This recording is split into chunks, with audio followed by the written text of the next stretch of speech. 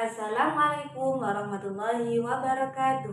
Perkenalkan, nama saya Tanzilia Azharul Umma, NIM 878186983, Prodi PG PAUD Universitas Terbuka.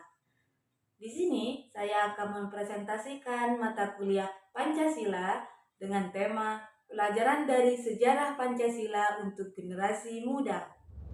Setiap bangsa besar selalu memiliki nilai dasar yang menjadi kompas penuntun arah sekaligus perekat persatuan.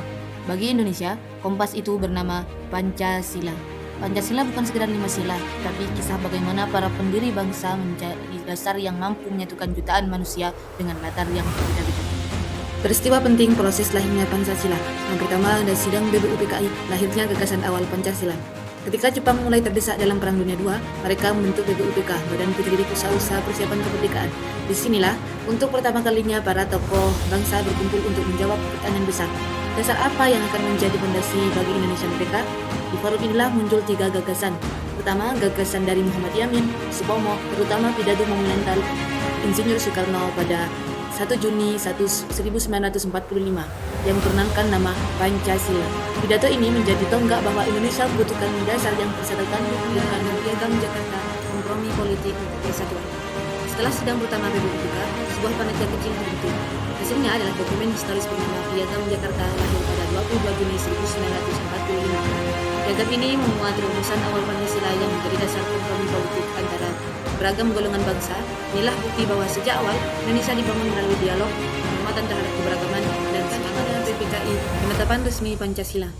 Ketika Indonesia memproklamasikan kemerdekaan pada 17 Agustus 1945, tugas berikutnya adalah menetapkan konstitusi. Pada 18 Agustus 1945, PPKI bersidang menyempurnakan rumusan Piagam Jakarta. Perubahan dilakukan demi penjagaan persatuan seluruh rakyat Indonesia dari Sabang hingga Merauke. Dan pada hari itulah, Pancasila resmi disahkan sebagai dasar negara dalam persatuan Undang-Undang Dasar 1945. Nilai Pancasila yang tercermin dari peristiwa-peristiwa tersebut. Nilai ketuhanan kemanusiaan. Perdebatan dalam BBUPK dan kompromi dalam Piagam Jakarta menunjukkan bahwa para tokoh menghargai keyakinan dan martabat setiap kelompok. Nilai persatuan Indonesia.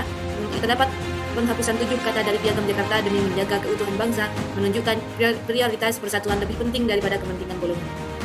Nilai kerakyatan atau musyawarah.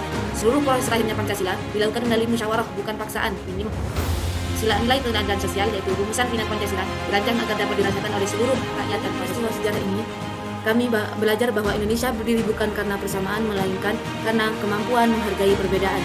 Pelajaran penting bagi kami sebagai generasi muda adalah menempatkan persatuan di atas kepentingan pribadi atau kelompok, menghidupkan budaya musyawarah, mengamalkan Pancasila dalam tindakan kecil, mencintai bangsa dan memahami aspirasi dari saya ucapkan terima kasih.